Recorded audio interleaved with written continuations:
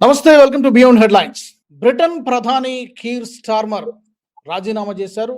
ఇది ఒక పెద్ద సంచలన వార్త. బ్రిటన్ నిజానికి గత కొన్ని సంవత్సరాలుగా ఇలాంటి పరిణామాలు చాలా సర్వసాధారణంగా జరుగుతున్నాయి. గడిచిన 10 సంవత్సరాలలో 6 ప్రధానమంత్రులు మారిపోయారు. ఇప్పుడు కొత్తగా వచ్చేటువంటి ప్రధాని 7వ ప్రధానమంత్రి అవుతారు. ఒకవైపు ఆర్థిక సంక్షోభం, బ్రిటన్ ఎకానమీ కూడా కుప్పకూలుతోంది. ఇంకోవైపు రాజకీయ సంక్షోభం కూడా బ్రిటన్ను వెంటాడుతోంది. తాజాగా వచ్చినటువంటి ఒక ఇండిపెండెంట్ సర్వే రిపోర్ట్ కూడా బ్రిటన్లో ప్రకంపనలు సృష్టిస్తోంది. 1950 నుంచి ఈ రోజు వరకు సుమారుగా ఒక 2,50,000 మంది మైనర్ బాలికల పైన అత్యాచారాలు జరిగే, గ్యాంగ్ రేప్లు జరిగేనట్టుగా ఆ ఇండిపెండెంట్ సర్వే రిపోర్ట్ చెబుతోంది. చాలా కారణాలు ఉన్నప్పటికీ ఈ రాజీనామాకి ఇది కూడా చాలా ప్రధానమైనటువంటి కారణంగా కొంతమంది విశ్లేషకులు చెబుతూ ఉన్నారు. అసలు బ్రిటన్లో ఏం జరుగుతోంది, బ్రిటన్లో జరుగుతున్నటువంటి పరిణామాలు నుంచి భారత్ ఏమైనా గుణపాఠాలు నేర్చుకోవాల్సినటువంటి అవసరం ఉందా, ఇక్కడ కూడా అలాంటి పరిస్థితి వచ్చేటువంటి అవకాశం ఉందా? మాట్లాడదాం. నాతో జాయిన్ అవుతున్నారు అంతర్జాతీయ వ్యవహారాల నిపుణులు, విశ్లేషకులు మామిడి గిరిధర్ గారు. గిరిధర్ గారు నమస్తే అండి. నమస్తే రాజు గారు. నమస్తే. బ్రిటన్ లో మనం చూసాం, కీర్ స్టార్మర్ రాజీనామా చేశాడు. సో కొత్త ప్రధాని వచ్చేంత వరకు కూడా ఇతను అందుబాటులో పదవిలో కొనసాగుతాడు. కానీ నిజానికి ఇది సంచలన వార్తనే. మనం ఎలా చూడాలి సార్ దీనికి? మనం అంటే నెక్స్ట్ భారత్ ఏం నేర్చుకోవాలి, దాని ఆ పాయింట్ తర్వాత వద్దాం. ముందుగా మీ ఇనీషియల్ రిమార్క్స్ ఏంటి? అంటే మనకు ఈయన 6వ ప్రధానమంత్రి గత 10 సంవత్సరాల్లో. 10 సంవత్సరాల క్రితం డేవిడ్ క్యామరూన్ ప్రధానమంత్రిగా ఉండేవారు. ఆయన బ్రెక్సిట్ కోసం ఆయన ఓటింగ్ కి పర్మిషన్ ఇచ్చారు. ఆయన బ్రెక్సిట్ ఓట్ లో ఆయన పక్షం ఓడిపోయింది. అప్పుడు బ్రిటన్ లో 52% మంది యూరోపియన్ యూనియన్ నుంచి బయటికి రావాలి అని చెప్పి వాళ్ళు ఓటేశారు. 48% లేదు, యూరోపియన్ యూనియన్ లో ఉండాలి అని ఓటేశారు. కాబట్టి వాళ్ళ సమాజం వర్టికల్ గా చీలిపోయింది. ఆల్మోస్ట్ 50% చీలిపోయిందని అనుకోవాలి. అప్పుడు డేవిడ్ క్యామరూన్ రిజైన్ చేయాల్సి వచ్చింది. తర్వాత వచ్చిన ఎన్నికల్లో బోరిస్ జాన్సన్ ఘన విజయం సాధించి ఆయన గెలిచాడు. అతను బ్రెక్సిట్ ని సమర్థించేటువంటి వ్యక్తి. కాబట్టి అతను ప్రధానమంత్రి అయిన తర్వాత మనం చూసాము, అప్పుడు కోవిడ్ వచ్చింది. ఆ గొడవల్లో అతని వ్యవహార శైలి, అతని ప్రవర్తన, అందరూ బయట ఏమో లాక్డౌన్ ఉండగా ప్రధానమంత్రి నివాసంలో అతను పార్టీలు చేసుకోవడం, సోషల్ డిస్టెన్సింగ్ పాటించకుండా చేయడం, ఇటువంటివన్నీ వచ్చేసరికి అతని మీద వ్యతిరేకత వచ్చి అతను కూడా రిజైన్ చేయాల్సి వచ్చింది.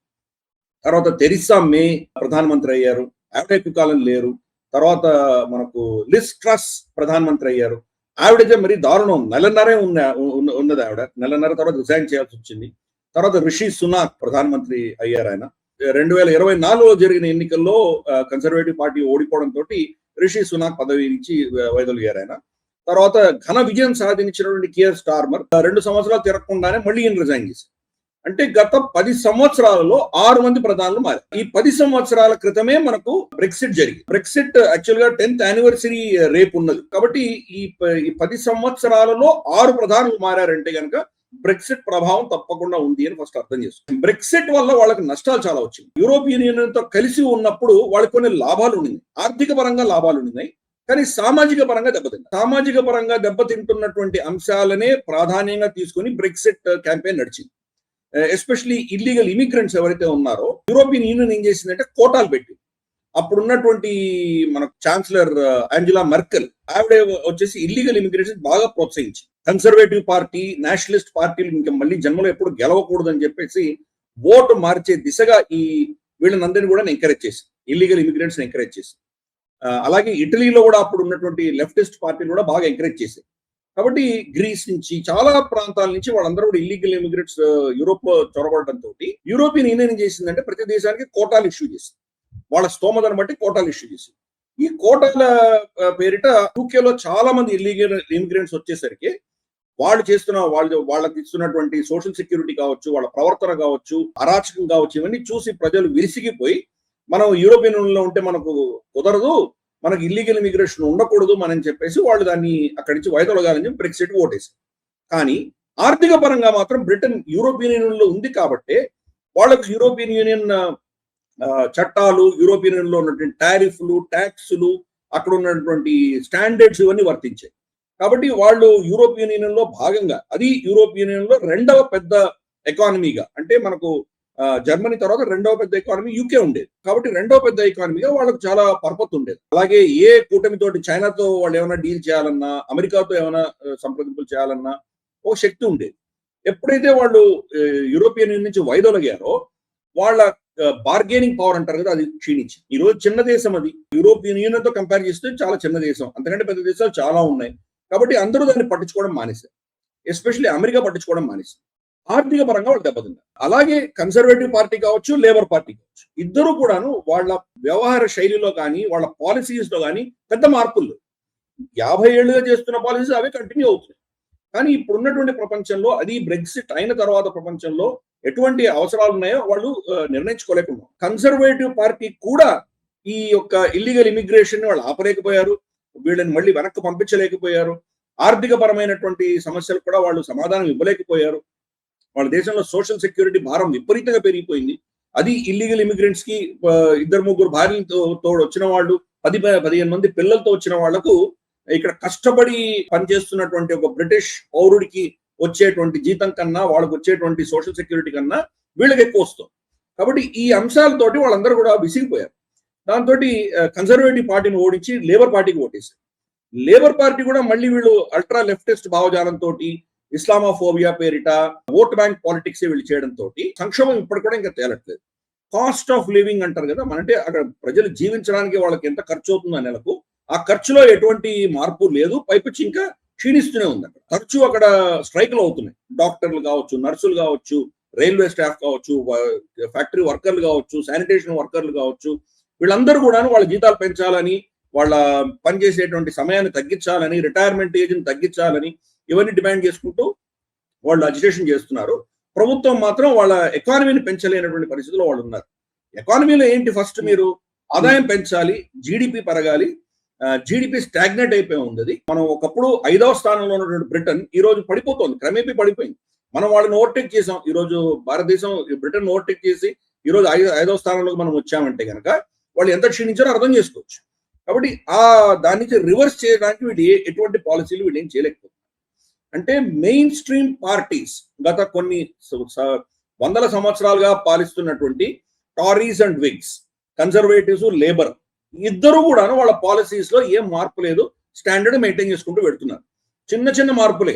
వీళ్ళేమో ప్రభుత్వ రంగ సంస్థలకు ఎక్కువ పేటేస్తారు వీళ్ళు లేబరు, వీళ్ళేమో ప్రైవేట్ రంగ సంస్థకి పెద్ద పేటేస్తారు. ఇంత తప్పితే ఎలీట్, రూలింగ్ ఎలీట్ లో ఉన్నటువంటి ఆ కంట్రోల్ అన్నది ప్రజల దాకా, సామాన్య ప్రజల దాకా వెళ్ళట్లేదు. ప్రపంచం మారిపోయింది, వీళ్ళు ఇంకా పాత పద్ధతిలోనే నడుస్తున్నారు. సార్, అయితే మీరు చెప్పినట్టుగా చాలా కారణాలు ఉన్నాయి. విత్ ఇన్ పార్టీలోనే తిరగబడేటువంటి పరిస్థితి వచ్చింది. ఇదంతా కూడా ఓకే, మనం చూస్తున్నాం. రీసెంట్ గా వచ్చినటువంటి ఈ సర్వే ఏదైతే ఉందో, 4-5 ఎంపీలు కలిసి విడుదల చేసినటువంటి ఇండిపెండెంట్ సర్వే, ఇది ట్రిగ్గర్ చేసిందా ఈ కారణాలన్నిటికీ కూడా ఒకసారి ఇది బ్లాస్ట్ వాల్కనో లాగా బ్లాస్ట్ అయినట్టుగా ఇది ట్రిగ్గర్ చేసిందా? ఇప్పుడు ఇతను దిగిపోవడానికి ఇది ప్రధాన కారణం అని మనం చెప్పుకోవచ్చా? అది కాదండి, అది అంతర్గతమైన విషయాలే కారణం.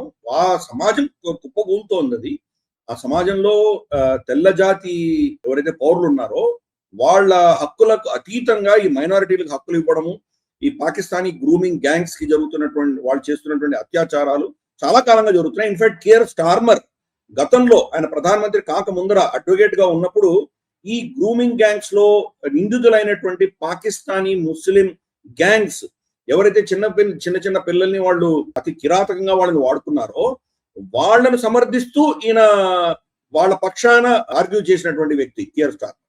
కాబట్టి కియర్ స్టార్మర్ వచ్చినప్పటి నుంచే లేబర్ పార్టీ ఎలా ఓటు బ్యాంక్ పాలిటిక్స్ ఆడుతుందో మనం చూసాం. ఇంతకంటే ముందర ఉన్నటువంటి లేబర్ పార్టీ నేతృత్వం అంతా కూడాను పాకిస్తాన్ కు వత్తాసు పలుకుతూ ముస్లింస్ ని ముందుకు తీసుకెళ్తూ చేస్తున్నారు. కాబట్టి ఈరోజు కొత్త విషయం ఏం కాదు. ఏమైందంటే కనుక ఈ రోజు కన్సర్వేటివ్ పార్టీకి ఓట్లు గత ఎన్నికల్లో ఓడిపోయినా రీసెంట్ గా జరిగినటువంటి లోకల్ బాడీ ఎన్నికల్లో మిగతా 2 పార్టీలు, గ్రీన్ పార్టీ తర్వాత మనకు రిఫార్మ్స్ పార్టీ, నిజాల్ ఫెరాజ్ అన్నటువంటి వ్యక్తి కన్సర్వేటివ్ పార్టీ నుంచి వెళ్ళిపోయినటువంటి వ్యక్తి, అతను ఈ 2 పార్టీలు కూడా బలం పుంజుకుంటారు. అంటే ట్రెడిషనల్ పార్టీస్, కన్సర్వేటివ్ తర్వాత లేబర్ పార్టీలకు అతీతంగా ఒక ప్రత్యామ్నాయం చూసుకుంటున్నారు ప్రజలు. కాబట్టి లేబర్ పార్టీకి ఇంత ఘన విజయం వచ్చినా కానీ కూడా పాపులారిటీ భయంకరంగా పడిపోయింది. 2 సంవత్సరాల్లో ఇతని పాలసీలు ఏవి కూడా గుణం చూపించలేదు. ప్రజలు చాలా అష్ట కష్టాల్లో ఉన్నారు.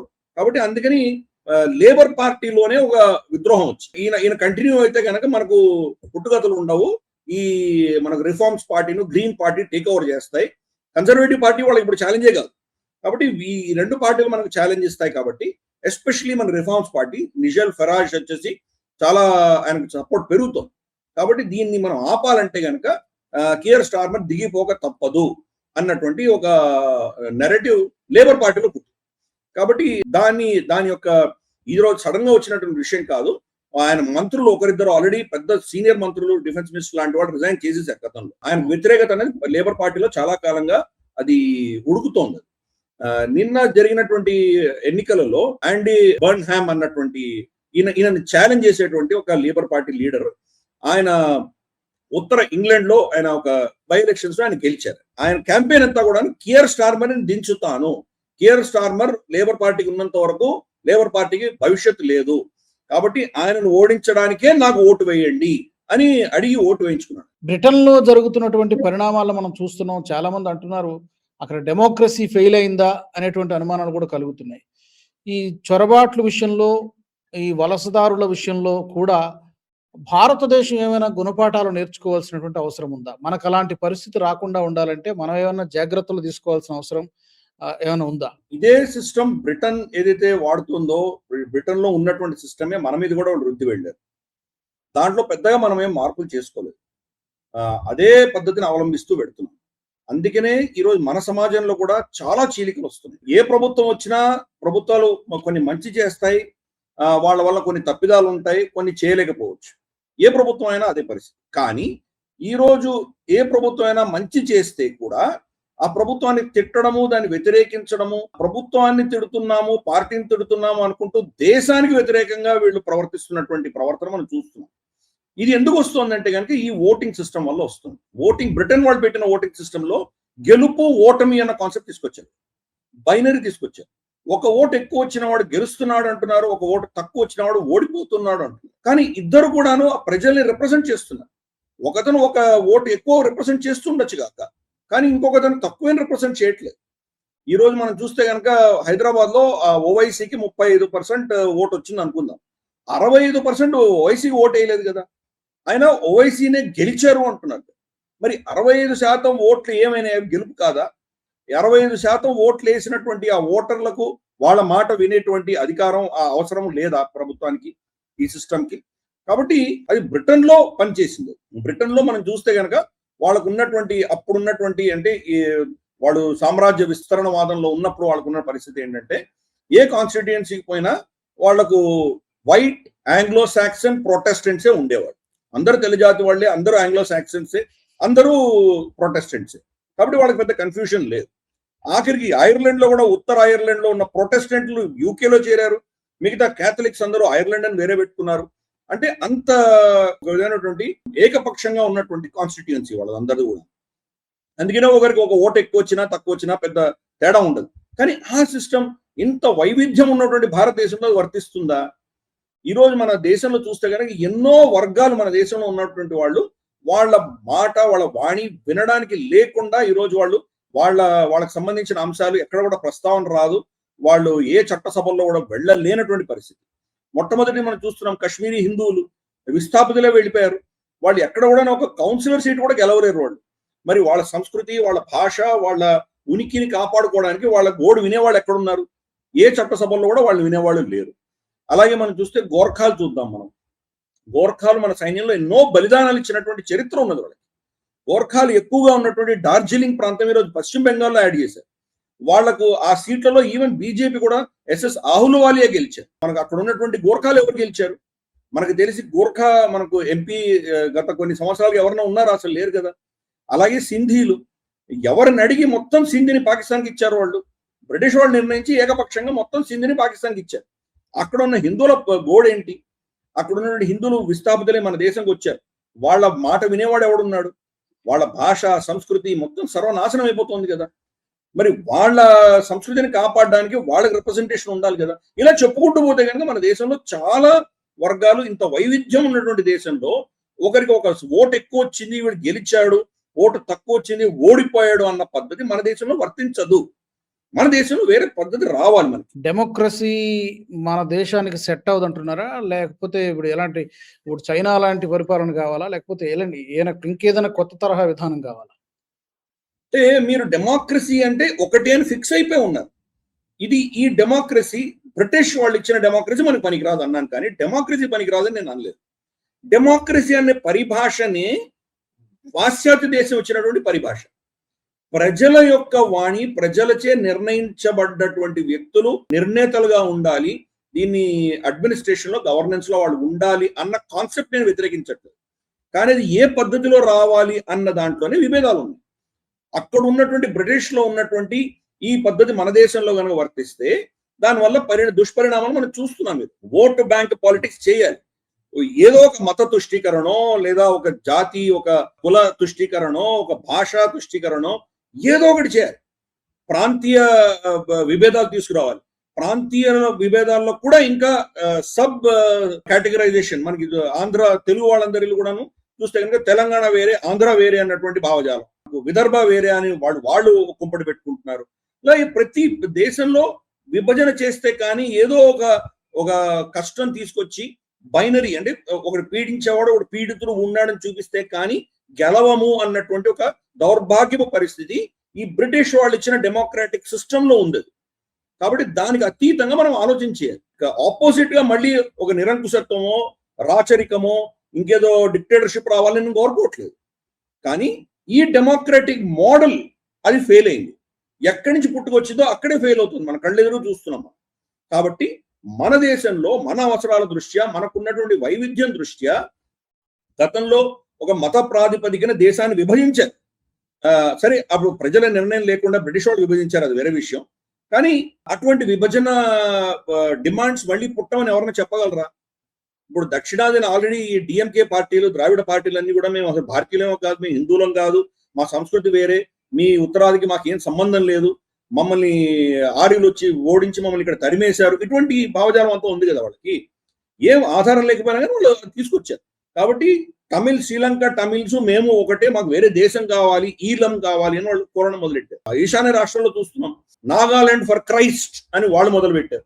అలాగే మిజోరాంలో చర్చ్ నిర్ణయిస్తుంది మీరు ఏ రోజు క్యాంపెయిన్ చేయొచ్చు, ఏ రోజు క్యాంపెయిన్ చేయకూడదు, మీరు పోస్టర్ పెట్టచ్చా పెట్టకూడదా, మొత్తం చర్చ్ అధీనంలో ఉంది మిజోరాం అంతా కూడా ఈరోజు. కేరళ నుంచి రాష్ట్రీయ స్వయం సేవక్ సంఘ్ లో పనిచేసినటువంటి బీజేపీ నేత ఆయన అక్కడ గవర్నర్ గా పెడితే గవర్నర్ స్పీచ్ కి ఒక ఎమ్మెల్యే కూడా అటెండ్ అవ్వలేదు, ఎంటీ హాల్ కి ఆయన అడ్రస్ చేసి వచ్చారని. కాబట్టి అంతటి వేర్పాటువాదం అన్నది ఈ ఓటు బ్యాంక్ పాలిటిక్స్ వల్ల దేశవ్యాప్తంగా వస్తున్నది ఈరోజు. దానిని మనం తిరస్కరించాలంటే గనక మౌలికమైన సంస్కరణలు మన దేశంలో తీసుకురావాలి, డెమోక్రసీలో మార్పులు తీసుకురావాలి, పీపుల్స్ రిప్రజెంటేటివ్స్, ప్రజల్ని ఎలా వాళ్ళని రిప్రజెంట్ చేయాలి అన్న అంశంలో మార్పులు రావాలి. ఈ మార్పులు రాకపోతే కనుక మనకు తర్వాత రాబోయే రోజులు ప్రాబ్లమ్స్ వస్తాయి. ఇప్పుడు ఓన్లీ భాష ప్రాతిపదికనో, కుల ప్రాతిపదికనో, మత ప్రాతిపదికనో వాళ్ళు విభజనలు అడుగుతున్నారు. రేపు దేశానిచే విడిపోవాలనే డిమాండ్స్ ఎందుకు రావు? ఆల్రెడీ కొన్ని వర్గాలు మనం చూసాం. మనం చూస్తే కనుక ఒడిస్సా కోస్ట్ నుంచి కన్యాకుమారి దాకా ఈస్ట్ కోస్ట్ చాలా మటుకు క్రిస్టియనైజ్ అయింది. ఆల్రెడీ కొంతమంది పాస్టర్లు వీళ్ళు, నేను వీడియోలు కూడా చూశాను, వాళ్ళు స్టేజ్ మీద కాలు పెట్టి తొక్కుతూ, ఇది నీవు భారతమాతనా, భారతమాత ఛాతి మీద తంతున్నాను, మీ చట్టాలను మేము నమ్మం, మా యేసయ్య చెప్పిందే మేము నమ్ముతాం, కాబట్టి మాకు ముస్లింకి వేరే దేశం ఇచ్చారు, మా క్రిస్టియన్స్కి వేరే దేశం కావాలి అని వాళ్ళు డిమాండ్ మొదలెట్టారు. రేపటి రోజు వాళ్ళ సంఖ్యాబలం పెరిగినప్పుడు వాళ్ళు వేరే దేశం కోసం డిమాండ్ చేయరు, అజిటేట్ చేయరు, మనం ఏమైనా గ్యారంటీ ఇవ్వగలమా? కాబట్టి ఈ పీపుల్స్ రిప్రజెంటేటివ్స్ లో ఈ డెమోగ్రఫీస్ మారుతున్నప్పుడు కొన్ని ప్రాంతాలు అభివృద్ధి బాగా చెంది, ఇంకొన్ని ప్రాంతాలు అభివృద్ధి చెందక, వీళ్ళేమో ఇప్పుడు చూసాం డిఎంకేను, తర్వాత వీళ్ళందరూ ఎటువంటి లాజిక్ తీసుకొస్తున్నారు, మేము ఎక్కువ ట్యాక్సులు కడుతున్నాము, మా ట్యాక్స్ అన్ని బీఆర్ఈలకు, యూపీలకు ఇచ్చేస్తున్నారు, మీరు మాకేం ఇవ్వట్లేదు, ఇగో ఇటువంటి లాజిక్స్ అన్ని వచ్చేసరికి వేర్పాటువాదం అనేది పెరుగుతుంది. కాబట్టి ఈ దేశంలో పీపుల్స్ రిప్రజెంటేషన్ ఎవరు ప్రభుత్వంలోకి రావాలి అన్న అంశంలో పాత పద్ధతిలో ఉన్నటువంటి ఈ ఓటు బ్యాంక్ పాలిటిక్స్ ఆధారంగా నడిచేటువంటి బ్రిటిష్ వాళ్ళు డిసైడ్ చేసినటువంటి, వాళ్ళు నిర్వచించినటువంటి డెమోక్రసీ మనకు పనికిరాదు అంటున్నారు. కానీ ప్రజలకు అతీతంగా రాచరికం తీసుకురమ్మనో ఇంకేదో తీసుకురమ్మని నేను చెప్పట్లేదు. కాబట్టి ఈ మార్పు అన్నది మన దేశంలో మన అవసరాలు బట్టి మనం మార్చుకోవాలి. మోడల్ ఏంటి అని చర్చించవచ్చు, దాని గురించి అందరు విజ్ఞులు చాలా మంది చర్చించవచ్చు. చాలా మోడల్స్ కూడా ఉన్నాయి మన దగ్గర. ఫర్ ఇన్స్టెన్స్ ప్రిఫరెన్షియల్ ఓటింగ్ అని, తర్వాత సెకండ్ 2-3 రౌండ్స్ ఆఫ్ ఓటింగ్ అని, ఫస్ట్ రౌండ్ లో కనీసం అంటే 50% రావాలి, రాలేదంటే కనుక ఏదో 20%, 10% ఎక్కువ వచ్చిన వాళ్ళందరూ మళ్ళీ కంటెస్ట్ చేస్తారని, ఇలా 2-3 రౌండ్స్ అయిన తర్వాత ఫైనల్ గా ఎవరో గెలుస్తారు. ఇటువంటి కొన్ని ఉన్నాయి, చాలా మోడల్స్ ఉన్నాయి. ఈరోజు టెక్నాలజీ వచ్చింది. టెక్నాలజీ పరంగా మీరు ఇప్పుడు ఓవైసీ ఎగ్జాంపుల్ తీసుకుందాం. ఓవైసీ 35% ఓటుతో ఆయన వెళ్ళాడు. పార్లమెంట్లోకి వెళ్ళిన తర్వాత ఏదో ఒక రెజల్యూషన్ పాస్ చేయాలి, ఏదో ఆర్టికల్ 370 గురించి ఆయన ఓటింగ్ వేయాలి. ఈ రోజు ఏం చేశాడు ఆయన? ఆర్టికల్ 370 సంబంధించి మన జమ్మూ కాశ్మీర్ ని స్టేట్ నుంచి యూనియన్ టెరిటరీ కన్వర్ట్ చేయడానికి ఇచ్చిన ఓట్లో దానికి వ్యతిరేకంగా ఓటేశాడు ఆయన. మిగతా 65% దాన్ని ఆయన ఓటుని సమ్మతిస్తున్నారో లేదో మనకు తెలియదు కదా. మొత్తం హైదరాబాద్ దాన్ని అపోజ్ చేస్తున్నారు మనం అనుకోలేం కదా. కాబట్టి బహుశా ఏదో నోటా కాకుండా మిగతా 5% కంటే ఎక్కువ ఉన్న వాళ్ళు, 10% కంటే ఓటు ఎక్కువ వచ్చిన వాళ్ళు 5-6 మంది ఉండొచ్చు. ఈ 5-6 మందికి కూడా ఎలక్ట్రానిక్ గా వాళ్ళు ఏదో ఓటు వేయచ్చు. ఇప్పుడు హైదరాబాద్ నుంచి ఈయన 35% తోటి ఈయన దాన్ని వ్యతిరేకించవచ్చు. బట్ మిగతా తెలుగుదేశము, తర్వాత మనకు బీజేపీ, టిఆర్ఎస్, కాంగ్రెస్ వీళ్ళందరూ కలిసి బహుశా దాన్ని సమర్థించవచ్చు, మనకు తెలియదు. వీళ్ళు సమర్థిస్తే కనుక 50% కనుక దాన్ని సమర్థిస్తే కనుక ఓటు ఆయన అక్కడికి వెళ్ళి నేను దీన్ని అపోజ్ చేస్తున్నాను, కానీ మా కాన్స్టిట్యూన్సీ దీన్ని సమర్థించమని అంటున్నారు కాబట్టి నేను ఓటేస్తున్నాను, ఓటు వేసి రావచ్చాను. కాబట్టి ఇది ఒక మోడల్. ఇటువంటి చాలా మోడల్స్ ఉన్నాయి. చర్చించి బ్రిటిష్ వాళ్ళు యూరోప్ లో ఎలాగైతే వాళ్ళ డెమోక్రసీ ఫెయిల్ అవుతుందో ఆ మోడల్ని మనం ఇంకా కంటిన్యూ చేయాలా, మన అవసరాల దృష్ట్యా మనం ఏమైనా కొత్త మోడల్స్ మనం తీసుకురావాలా అని మనం సీరియస్ గా ఆలోచించాలి. ఈరోజు యూరోప్ లో అంతా ఫెయిల్ అవుతోంది, యూరోపియన్ యూనియన్ ఫెయిల్ అయింది అది, అలాగే మనకు యుఎస్ఏలో ఫెయిల్ అవుతోంది. యుఎస్ఏలో కూడా మనం చూస్తున్నాం ఎంత సమాజం చీలిపోయింది, వర్టికల్ గా చీలిపోయింది అది. ఒకరి మీద ఒకరు ఎంతటి విద్వేషాలు ఉన్నాయి, ఒకరినొకరు ఎలా చంపుకుంటున్నారో చూస్తున్నాం మనం. కాబట్టి ఈ పరిస్థితులు మన దేశంలో కూడా ఉన్నాయి. ఎందుకంటే ఇది బీజేపీని వ్యతిరేకిస్తున్నటువంటి వర్గాలు మనం చూసాం. టీఎంసీలో కావచ్చు, కమ్యూనిస్టులు కావచ్చు, కాంగ్రెస్ కావచ్చు, డిఎంకే కావచ్చు, ఇటువంటి వాళ్ళు ఈవెన్ సోకాల్డ్ మనకు ఉద్ధవ్ ఠాక్రే, శివసేన అధినేత మనకు బాలాసాహెబ్ ఠాక్రే కుమారుడైనటువంటి వాడే ఎంత విషయం కక్కుతున్నాడు వీళ్ళ మీద. కాబట్టి ఇటువంటి సమాజంలో విచ్ఛిన్నకరమైనటువంటి శక్తులు సమాజాన్ని చీల్చి ఓటు బ్యాంకులు చేస్తే కానీ మనం గెలవము అన్నటువంటి ఒక సంస్కృతి తయారైంది మన దేశంలో. అలా కాకుండా ఒక విధమైనటువంటి కన్సెన్షువల్ గా అందరి యొక్క అభిప్రాయాలు తీసుకుని గవర్నెన్స్ చేసే దిశగా మనం దీని మార్పులు తీసుకురావాలి.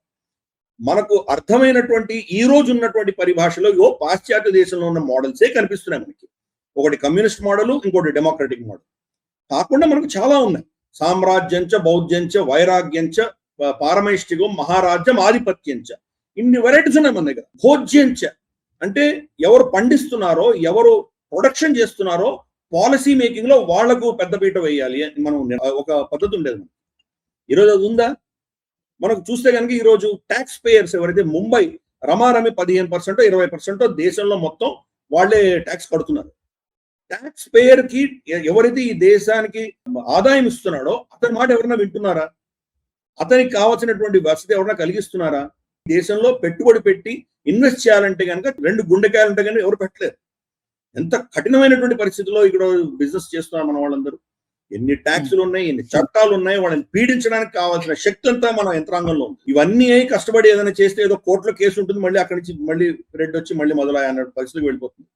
కాబట్టి ఈ వ్యవస్థలో మనం మార్పులు తీసుకురావాలి. బ్రిటిష్ వాళ్ళ వ్యవస్థను అలాగే కంటిన్యూ చేసుకుంటూ వెళ్తున్నాం. అది మనకు రాబోయే రోజుల్లో దేశాన్ని మళ్ళీ విభజన దిశగా తీసుకువెళ్ళేటువంటి ప్రమాదం ఉంది. కాబట్టి మన అవసరాల దృష్ట్యా, మన వైవిధ్యం దృష్ట్యా మళ్ళీ పునరాలోచించుకొని, పునర్సమీక్షించుకొని కొత్త స్ట్రక్చర్స్ తీసుకురావాల్సిన ఆవశ్యకత ఉంది. ఇప్పుడున్నటువంటి స్టేట్స్ ఇలాగే ఉండాలా? భాష ప్రాతిపదికన స్టేట్స్ అని చెప్పినప్పుడు ఒక భాషలో, తెలుగు భాషలో 2 స్టేట్స్ ఎందుకు చేశారు? తమిళ భాషను 2 స్టేట్స్ ఎందుకు చేయలేదు? మరాఠీ భాషను ఎందుకు 2 స్టేట్స్ చేయలేదు? కన్నడ భాషను 2 స్టేట్స్ ఎందుకు చేయలేదు? అంటే ఏదో ఒక ప్రిన్సిపల్ ఉన్నప్పుడు ఆ ప్రిన్సిపల్ పట్టుకొని ఉండండి. మీ పొలిటికల్ ఈక్వేషన్స్ బాగున్నాయి కాబట్టి అప్పుడేదో రాహుల్ గాంధీ ప్రధానమంత్రి అవుతాడు, ఇక్కడ టిఆర్ఎస్ కాంగ్రెస్ లో విలీనం అవుతుంది, అక్కడ జగన్ గెలిచి మాకు సమర్థిస్తాడు కాబట్టి నేను విభజన చేశానని సోనియా గాంధీ చేసింది. కాబట్టి ఇటువంటి పరిస్థితులు చేస్తే కనుక దేశం ఏమవుతుంది? మరి అక్కడ గోర్ఖాలు వాళ్ళు మాకు వేరే రాజ్యం కావాలని కోరుకుంటున్నారు, వాళ్ళకి ఎందుకు ఇవ్వలేదు? అలాగే మనకు విదర్భ వాళ్ళు కోరుకుంటున్నారు, ఇలాగే మనకు సౌరాష్ట్రలో డిమాండ్స్ ఉన్నాయి, అలాగే కర్ణాటకలో డిమాండ్స్ ఉన్నాయి, ఎన్నో డిమాండ్స్ ఉన్నాయి. మనకి వాళ్ళ డిమాండ్స్ ఎందుకు పట్టించుకోలేదు మీరు? ఏదో ఒక సైంటిఫిక్ మెథడాలజీ ప్రకారం దీన్ని డివిజన్ చేయాలి. అప్పుడు దేశం ఇటువంటి ఆలోచన దృక్పథానికి వ్యతిరేకంగా ఉంటుంది.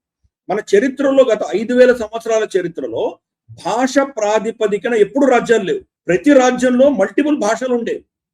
నిజాం పాలన తీసుకుందాం, లాస్ట్ నిజాం పాలన, మరాఠీలు ఉన్నారు, కన్నడిగాలు ఉన్నారు, తెలుగు వాళ్ళు ఉన్నారు, ముగ్గురు ఉన్నారు దాంట్లో. అలాగే విజయనగర సామ్రాజ్యంలో కన్నడ వాళ్ళు ఉండేవాళ్ళు, తెలుగు వాళ్ళు ఉండేవాళ్ళు, తమిళులు, మలయాళీలు అందరూ ఉన్నారు. ఏ రాజ్యం తీసినా వైవిధ్యం ఉండేది. ఈరోజు అలా కాకుండా భాష ప్రాతిపదికన చేసేసరికి భాష ప్రేరితమైనటువంటి ఉద్యమాలు ఎందుకు వస్తున్నాయి ఈరోజు? మరాఠీ మానూస్ అని వాళ్ళు ఎందుకు మొదలు పెట్టారు? వీళ్ళు కన్నడ కాకుండా ఉన్న వాళ్ళని ఎందుకు పీడిస్తున్నారు? ట్రాన్స్ఫర్ అయ్యి వచ్చిన వాళ్ళని ఎందుకు పీడిస్తున్నారు? తమిళ్ భాష కానటువంటి వాళ్ళని ఎందుకు వీళ్ళు చిత్రహింసలు పెడుతున్నారు? కాబట్టి ఇటువంటి సమాజం తయారవుతోంది మనకు కూడా. ఎందుకు? ఓటు బ్యాంక్ పాలిటిక్స్ వల్ల. దానిని మనం ఛేదించాలంటే మన దీన్ని ఎలా మనం ఆర్గనైజ్ చేసుకుంటాం అన్నది కూడా వేరే దిశగా మనం ఆలోచించాలి. దేశరాజు అని చెప్పేసి ఒక ఆయన ప్రతిపాదన చేశారు. మన దేశంలో 150 కోట్ల జనాభా ఉంది. ఈ 150 కోట్ల జనాభాని 2 కోట్లుగా డివైడ్ చేస్తే 75 రాష్ట్రాలు చేసుకోవాలి మనం అన్నాడు. 75 స్టేట్స్, 2 కోట్ల ప్రజానికం ఉన్నంత వరకు ఒక స్టేట్ అలా చేసుకుంటూ వెళ్ళామంటే మల్టిపుల్ భాషలు ఉంటాయి. ఇప్పుడు హైదరాబాదే ఆల్మోస్ట్ 1 కోటి మంది ఉంటారు. ఈ చుట్టుపక్కల కర్ణాటక, మహారాష్ట్ర అంటే చుట్టుపక్కల ఉన్నటువంటి ఇంకో 1 కోటి మంది వచ్చే జనాలందరికీ అయితే ఒక స్టేట్ అయిపోతుంది. సో మల్టిపుల్ లాంగ్వేజెస్ ఉంటాయి. ముందర ఈ భాష అన్న పరిస్థితి పోతుంది. మొత్తం దేశంలో బహుశా 3-4 ముస్లిం మెజారిటీ స్టేట్స్ అవ్వచ్చు. కాశ్మీర్లో కావచ్చు, మనకు అస్సాంలో 1-6 కావచ్చు, ఇవి అవ్వచ్చు. మిగతా అన్నింటిలో కూడా మతం కూడా చాలా భిన్నంగా ఉంటుంది. ఇప్పుడున్నటువంటి ఈ వేర్పాటువాద ఆర్గ్యుమెంట్స్ కి అతీతంగా మనం దీన్ని అడ్మినిస్ట్రేషన్ మార్చాలి అని ఒక ప్రతిపాదన తీసుకొచ్చారు. 75 కాకపోతే 50 అనండి, 60 అనండి, ఏదో ఒకటి. నేనేమంటానంటే చర్చ ఉండాలి.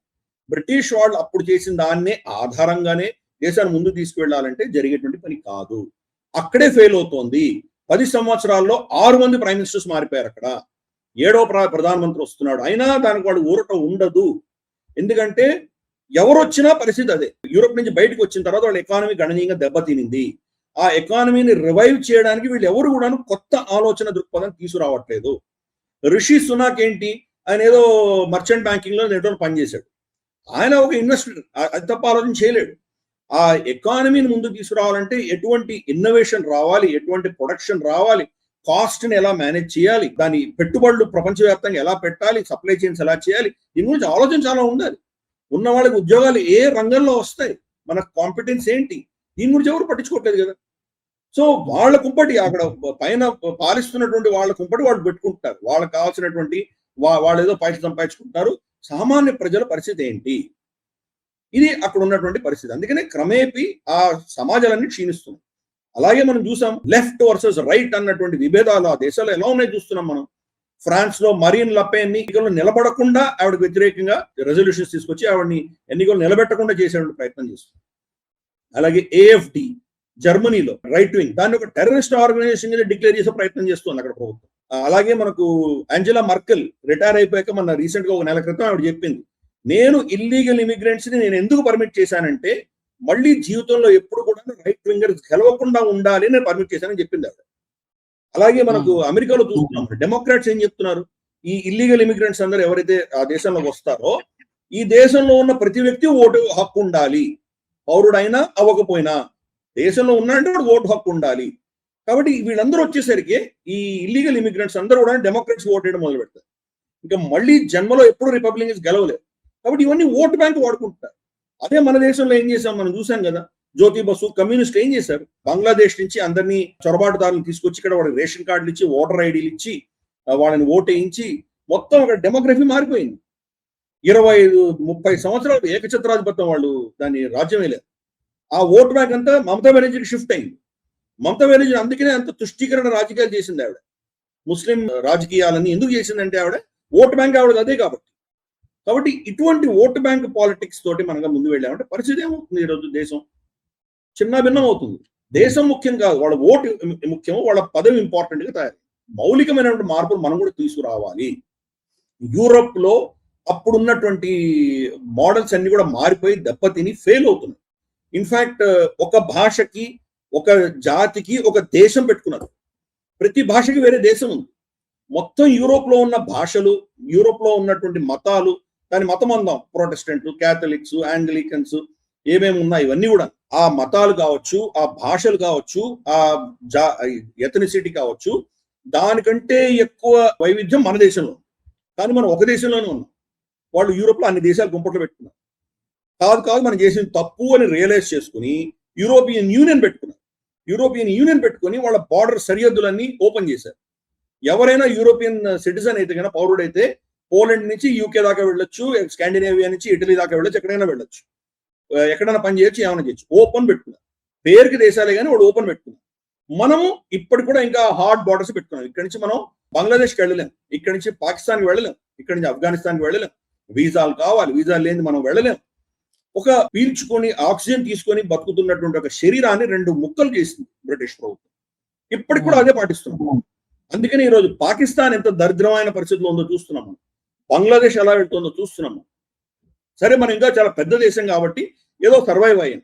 కానీ ఇది లేకుండా ఉంటే కనుక మనం కూడా ఇటువంటి మన సాంస్కృతిక పరంగా జీవించి ఉంటే, బ్రిటిష్ వాళ్ళు మన మీద ఈ స్ట్రక్చర్స్ ఇవ్వకుండా ఉంటే, ఈ రోజు మనం చాలా అద్భుతమైనటువంటి ఉన్నత స్థానానికి వెళ్ళిపోయి ఉండేవాళ్ళు.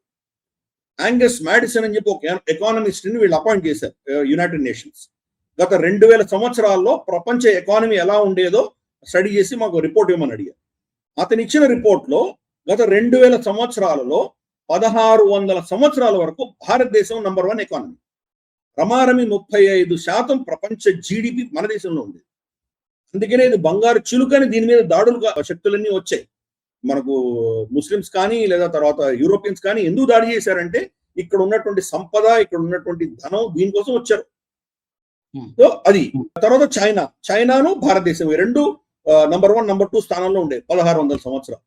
1600 సంవత్సరాల తర్వాత మొఘలులు వచ్చి ఈ దేశాన్ని అతి కిరాతకంగా దీన్ని ఎక్స్ప్లాయిట్ చేసి ఇక్కడ ఉన్నటువంటి వనరులను కొల్లగొట్టడం మొదలు పెట్టాక 25% పడింది.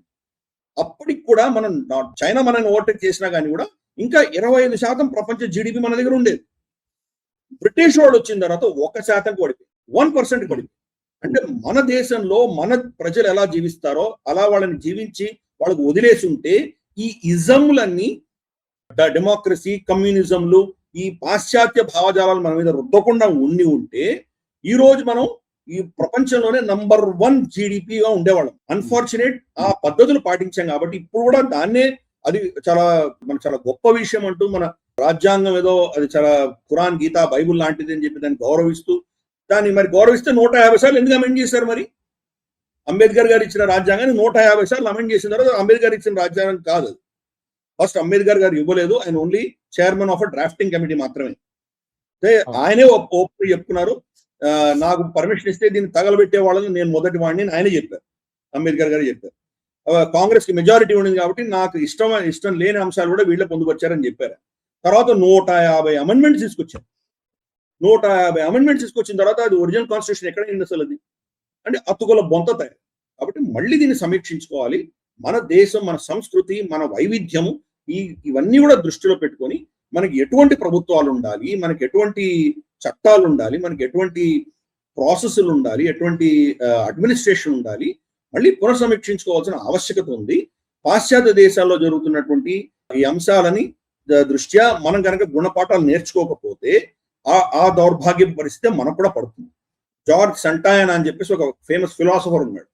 ఆయన స్టేట్మెంట్ ఏమిచ్చాడంటే, చరిత్రను విస్మరించిన వాళ్ళు మళ్ళీ ఆ చరిత్రని పునర్జీవించవలసిన దౌర్భాగ్యం పడుతుంది అని చెప్పాడు. కాబట్టి మనం వీళ్ళని చూసి నేర్చుకోకపోతే నష్టపోతాం.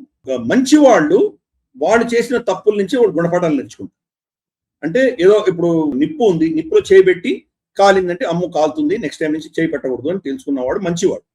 కానీ పక్కవాడు చేయి పెడితే వాడు చేయి కాల్చుతున్నప్పుడు కాలుతుందని చూసి నేను పెడితే నాకు కూడా అదే అవుతుందని ఇంకొకరిని చూసి తెలుసుకునేవాడు విజ్ఞుడు. కాబట్టి మన దేశంలో ఈ నష్టాలు వచ్చి మనం గుణపాఠాలు నేర్చుకోవడానికంటే యూరోప్ లో జరుగుతున్నటువంటి వినాశనం చూసి ఆ వినాశనం మన దేశంలో జరగకుండా ముందస్తుగానే మనం చర్యలు చేయకపోతే మనకి ఇబ్బందులు వస్తాయి. అది చేసిన రోజు మనం విఘ్నులం అవుతాము. ఎగ్జాక్ట్లీ సార్, మీ విశ్లేషణ విన్న తర్వాత, చూసిన తర్వాత డెఫినెట్ గా బ్రిటన్ లో గత కొన్ని సంవత్సరాలుగా జరుగుతున్నటువంటి పరిణామాలను చూసిన తర్వాత ఇమీడియట్ గా అడ్రస్ చేయాల్సినటువంటి అంశాలు చాలా ఉన్నాయి. ఒకటి, ఈ వలసదారులు ఎవరైతే ఉన్నారో, ఇన్ఫిల్ట్రేటర్స్ ఎవరైతే ఉన్నారో దాని మీద చాలా సీరియస్ గా దృష్టి సారించాల్సినటువంటి అవసరం ఉంది. ఈ కన్వర్షన్స్ కూడా చాలా పెద్ద, ఏదో ఒక రోజున ఇది బ్లాస్ట్ అవడానికి అవకాశం ఉంది కాబట్టి దాన్ని కూడా నియంత్రించాల్సినటువంటి అవసరం కనిపిస్తుంది. ఇంకా అడ్రస్ చేయాల్సినటువంటి అంశాలు చాలా ఉన్నాయి. బహుశా భారత ప్రభుత్వం వీటి మీద వర్క్ చేస్తుందనే అనుకుందాం. కొంత జరుగుతోంది, ఇంకా జరగాల్సింది చాలా ఉంది. Anyhow, thank you very much, ధన్యవాదాలు సార్. మరి బ్రిటన్లో జరుగుతున్నటువంటి పరిణామాలు చూస్తే తప్పకుండా బ్రిటన్ను చూసి భారత్ చాలా విషయాలు, చాలా గుణపాఠాలు నేర్చుకోవాల్సినటువంటి అవసరం ఉంది. మన దేశంలో అలాంటి పరిస్థితులు తలెత్తకుండా ఉండాలంటే చాలా అంశాలు ఇక్కడ సరిదిద్దాల్సినటువంటి అంశాలు చాలా కనిపిస్తున్నాయి. మరి ఈ విశ్లేషణ పైన మీ అభిప్రాయాలేంటి? మీ ఒపీనియన్స్ ఏంటి? తప్పకుండా మీరు కామెంట్ సెక్షన్‌లో మాకు తెలియజేయండి. అలాగే మా దగ్గర నుంచి ఇంకా ఎలాంటి అంశాలను మీరు కోరుకుంటున్నారో అది కూడా మీరు కామెంట్స్ ద్వారా మాకు చెప్పొచ్చు. వచ్చే ఎపిసోడ్‌లో మళ్ళీ కలుసుకుందాం.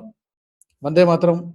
జై భారత్. ఈ వీడియో మీకు నచ్చినట్టయితే లైక్ చేయండి, 10 మందికి షేర్ చేయండి. అలాగే కామెంట్ల రూపంలో మీ అభిప్రాయాలను మాతో పంచుకోండి. Nationalist hub group of channels ను సబ్స్క్రైబ్ చేసుకుని తెలుగునాట జాతీయవాద జర్నలిజాన్ని ప్రోత్సహించండి. ఈ వీడియో కింద ఉన్న బెల్ ఐకాన్ పై క్లిక్ చేయడం మర్చిపోవద్దు.